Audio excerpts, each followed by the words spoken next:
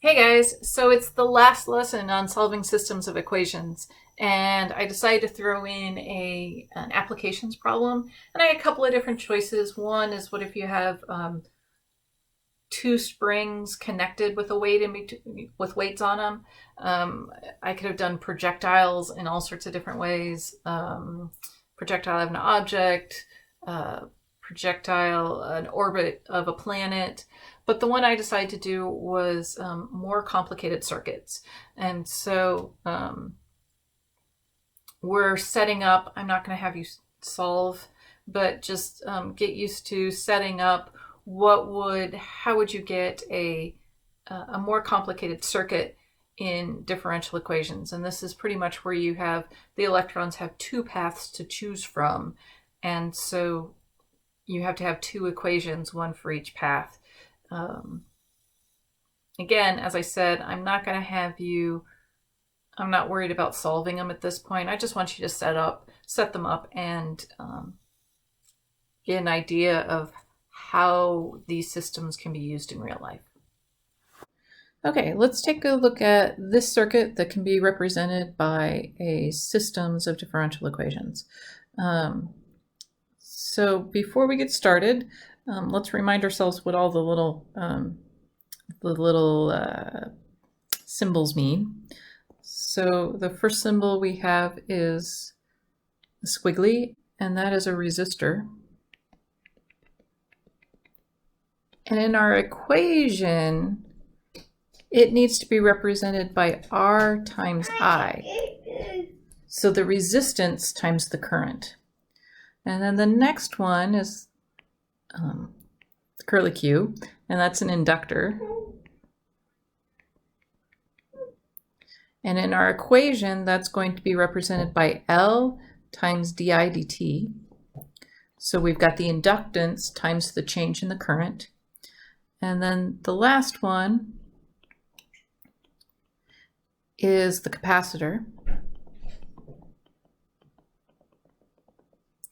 And that one's represented in the inverse of capacity times the amount of charge in the capacitor. And one thing to remember is that if we take the derivative of the amount of charge, if we take the derivative of the amount of charge in the capacitor, we get I. Okay, so remembering those three things,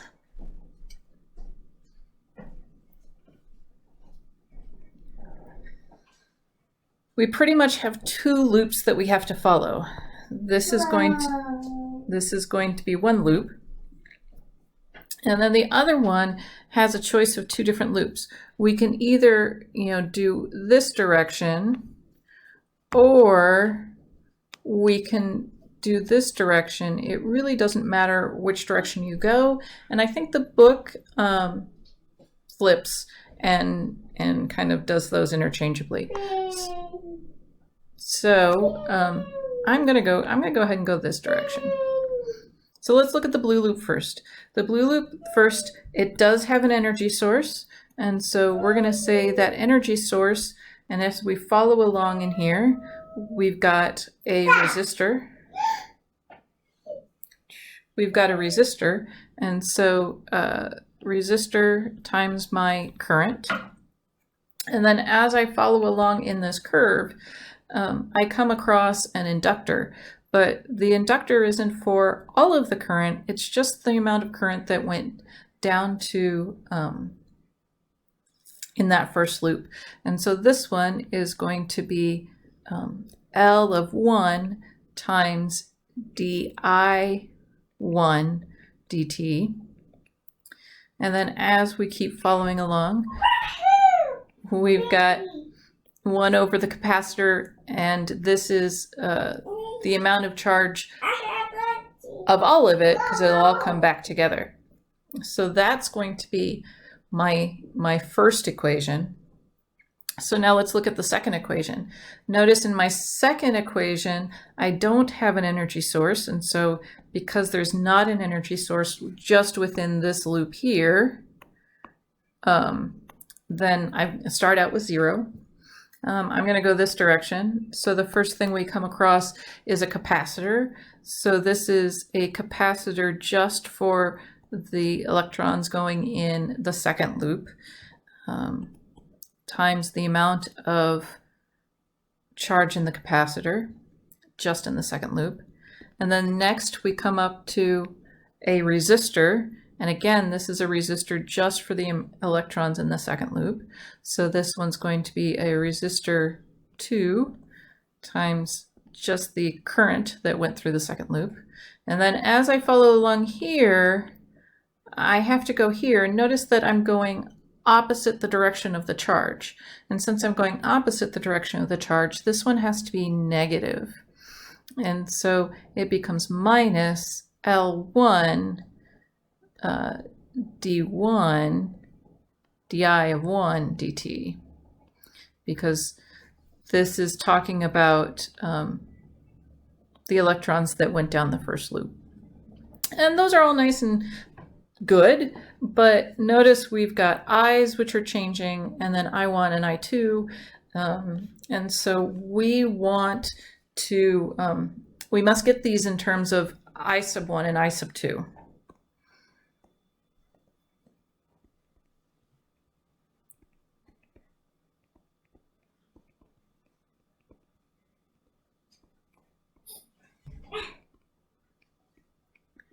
So in order to get there, we have to remember a couple of things.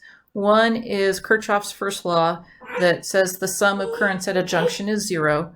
And so that means this junction, say right here, if we have I coming in, then going out of it, we have I sub 1 and I sub 2. And then the other one was where we talked about that the derivative of Q dt is just I. So okay, let's look at that. So anything that's just an I needs to be converted into I sub 1 and I sub 2. And anything that's a Q, we need to change that Q into the derivative of Q so we can get those in terms of I's. So looking at this first equation, I need to take the derivative here because of this Q, and I need to change that Q into an I, a current. So so if we take the derivative of that top line, we have the derivative of the energy in terms of time times R times the derivative of I dt plus inductance times, now we've got a second derivative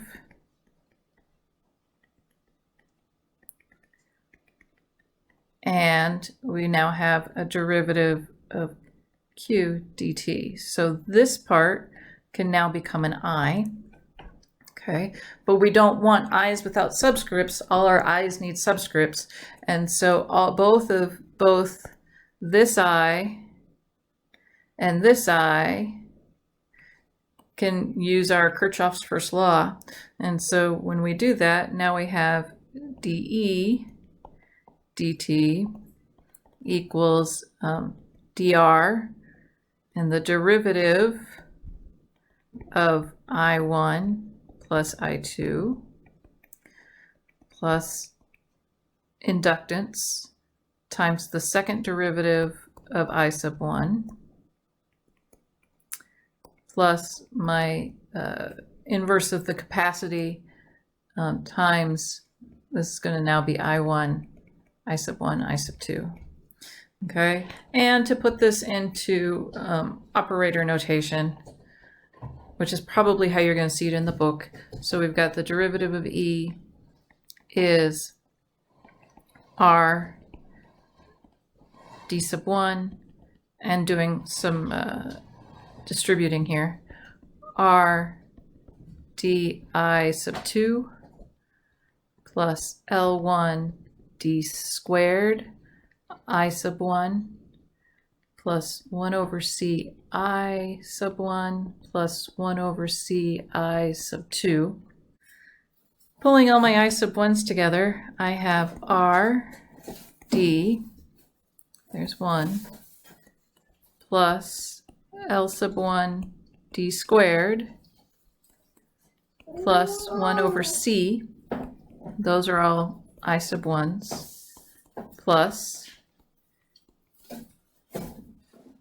dr plus 1 over c, and those two are in terms of I sub 2.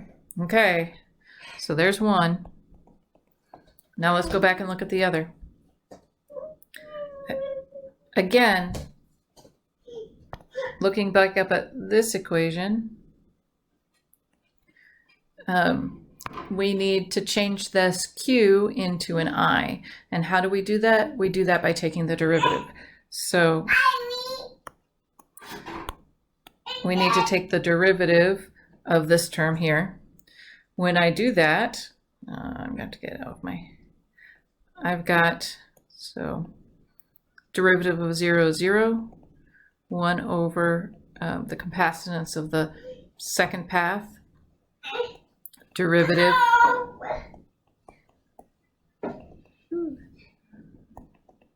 plus resistance times derivative I of the second path minus L sub 1 second derivative of I sub 1 dt squared. Again, so now this, because this is a q of just of the second path, this now becomes I sub 2.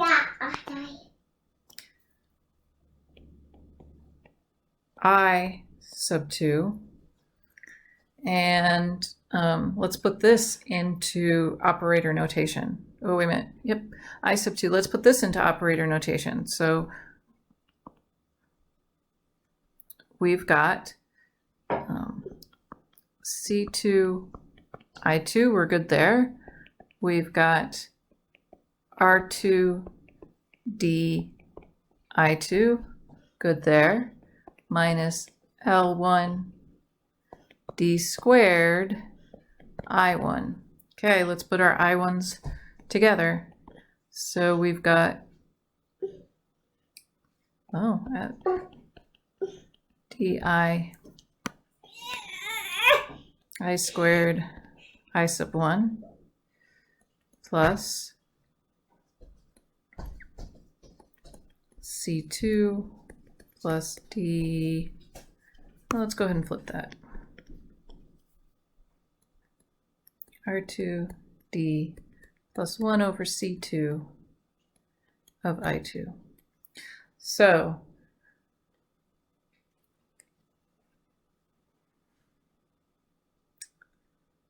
that means my two differential equations, derivative of the energy source is resistance times the derivative plus inductance times the second derivative plus the inverse of the capacitance, all of the first current plus derivative of the resistance times the derivative plus 1 over the capacitance of the second path. And the other equation is the negative inductance of the first path times the second derivative of the first pass current plus